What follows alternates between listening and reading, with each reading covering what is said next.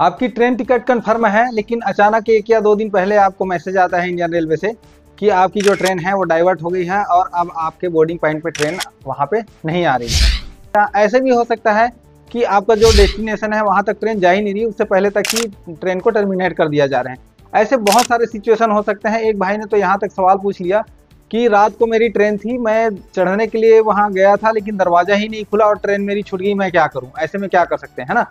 इसी तरह से बहुत सारे सिचुएशन है दोस्तों। कई लोगों की टिकट वेटिंग थी, लेकिन चार्ट बनने के बाद वो आरएसी हो गई और आरएसी में लोग जर्नी करना नहीं चाह रहे थे। तो कई लोगों की टिकट ऐसी भी थी कि जिनको वेटिंग टिकट मिला था उनका कंफर्म हो गया, आधे लोगों का आरएसी हुआ और कुछ लोगों का वेटिंग ही रह गया। इस तरह से कई सिचुएशन बन जाता है। और उसके बाद भी चार्ट प्रिपेयर होने के बाद में कई लोगों ने अपने जो टिकट है उसको कैंसिल करने की कोशिश किया, तो वहाँ पे एरर दिखाया, पे मैसेज निकल के आया, मैं पढ़ के सुना रहा हूँ। Cancellation after final charting not allowed, if PNR is fully waitlisted then it would be automatically cancelled by system and refund would be credited to same account from which ticket was booked. Please check status of PNR after 48 hours। ठीक है, इस तरह का errors दिखा देता है। अगर आपकी टिकट है, कंफर्म है या वेटिंग था और उसके बाद में कंफर्म हो गया था और आप उसको कैंसिल करने जा रहे हैं, तो ऐसे ही बहुत सारे सिचुएशंस की सामना लोगों को करना पड़ा है, बहुत सारे पैसेंजर्स को। आप सभी लोग जानते हैं, अभी जब तक कुंभ चल रहा है, कुंभ का मेला चल रहा है, आस्था का पर्व है, सबको वहाँ जा कर के स्नान करना है, इसीलिए इतनी भीड़ हो गई है कि इंडियन रेलवे को भी मैनेज करना बहुत मुश्किल हो जा रहा है। और भीड़ को नियंत्रित करने के लिए कई जगह से, कई रूटों से ट्रेन को, खास करके प्रयागराज वाली स्टेशन को लेकर के ट्रेन को डाइवर्टेड वगैरह किया गया, जिसके चलते लोगों को, बहुत सारे पैसेंजर को ये सब जो मैसेज और सिचुएशंस मैंने बताए वो सब फेस करना पड़ा होगा। एक एग्जांपल के तौर पे समझते हैं। मान लीजिए कि दिल्ली से लेकर के एक ट्रेन गुवाहाटी तक के लिए जा रही है, ठीक है, और मेरा बोर्डिंग पॉइंट है प्रयागराज, ठीक है, प्रयागराज से लेकर के मेरा NJP तक का टिकट है। अब मुझे मैसेज आया कि भाई आपके बोर्डिंग पॉइंट है जो प्रयागराज से लोग डाइवर्ट कर दे रहे थे इंडियन रेलवे की ट्रेनों को, तो प्रयागराज बोर्डिंग पॉइंट में ट्रेन नहीं आ रही है, लेकिन ट्रेन अपना सोर्स स्टेशन से लेकर के डेस्टिनेशन स्टेशन तक जा रही है, जस्ट आपको बोर्डिंग पॉइंट को टच नहीं कर रही है। ठीक है, ऐसे भी एक सिचुएशन हो सकता है, कभी भी आपको इस तरह से मैसेज आएगा। ठीक है, दूसरी बात यह भी हो सकती है कि आपका डेस्टिनेशन प्रयागराज हो, यानी कि दिल्ली से लेकर के प्रयागराज तक के लिए आपने टिकट किया, लेकिन ट्रेन आपकी सोर्स स्टेशन यानी दिल्ली से तो चल रही है, लेकिन प्रयागराज को छोड़ करके वो किसी और रूट से निकल करके NJP या गुवाहाटी तक की जा रही है। तो ऐसी स्थिति में क्या हुआ, आपके डेस्टिनेशन स्टेशन को टच नहीं कर रही है वो ट्रेन। ठीक है, तो ऐसे दो सिचुएशन तो मैंने ऐसे बता दिया। तीसरा सिचुएशन ये भी हो सकता है कि आपकी जो ट्रेन है 3 घंटे से ज़्यादा लेट है और आप परेशान हो रहे हैं, ऐसा भी सिचुएशन हो सकता है। चौथा सिचुएशन मैंने बताया कि एक भाई ने मैसेज करके ये भी बोला कि भाई मेरे ट्रेन का जो दरवाज़ा ही नहीं खुला और ट्रेन चली गई, मैं बैठ नहीं पाया, 2 मिनट का स्टॉपेज था, मैं क्या करूँ। ठीक है, तो ऐसा एक सिचुएशन ये भी हो सकता है। ऐसे भी हो सकता है कि जो ट्रेन है वो पार्सली टर्मिनेटेड कर दिया गया है, यानी कि आपके डेस्टिनेशन स्टेशन तक जा नहीं रहा है और बीच के ही कहीं स्टेशन तक उस ट्रेन को सस्पेंड कर दिया जा रहा है, यानी वहीं तक टर्मिनेट कर दिया जा रहा है। ऐसे भी सिचुएशन हो सकता है। ऐसे भी सिचुएशन हो सकता है कि जो टिकट है आपका पार्सली कन्फर्म्ड हुआ है या पार्सली वेट लिस्टेड है। ऐसे भी हो सकता है कि जो पैसेंजर्स है उसको लोअर क्लास दे दिया गया तो वो ट्रेवल नहीं करना चाहते, जैसे कि आपने ओप्ट विकल्प का ऑप्शन चूज किया था और जो ओप्ट विकल्प वाले ट्रेन में आपको जो कंफर्म सीट मिल रही है वो आपका जैसे टिकट है वो AC का था और वहाँ पे ओप्ट विकल्प करने के बाद में आपको स्लीपर क्लास की टिकट मिल रही है।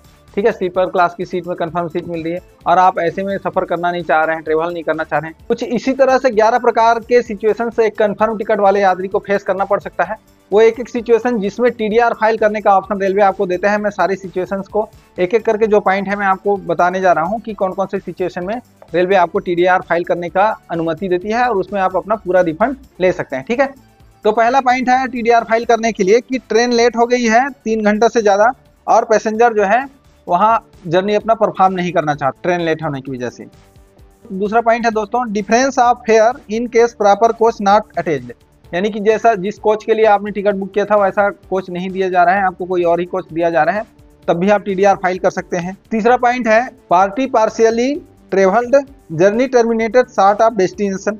कहने का मतलब है कि जो ट्रेन में जर्नी करने वाले हैं वो कुछ दूरी तक ही ट्रेन जर्नी कर रहे हैं, कुछ और बाकी दूरी तक, पूरी दूरी तक जर्नी नहीं कर रहे हैं।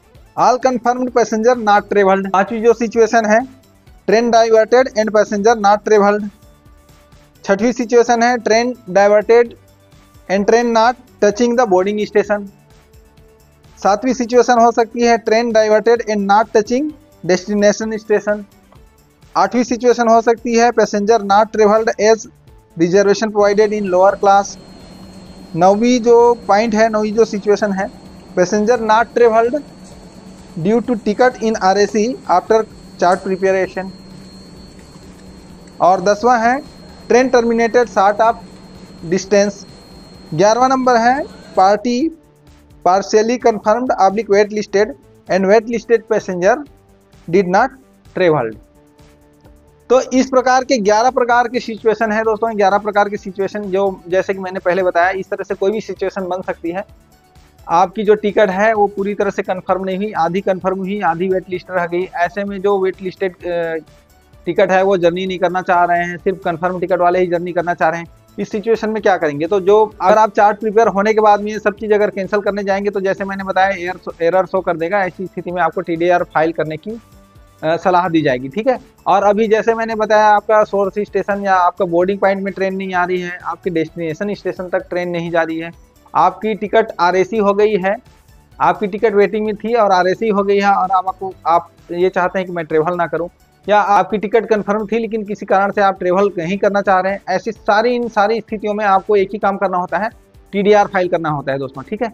अब TDR फाइल अगर आपने ऑनलाइन टिकट बुक किया है तब तो TDR आप ऑनलाइन कर लेंगे और उसी ID से आपको करना पड़ेगा जिस ID से आपने टिकट को बुक किया था।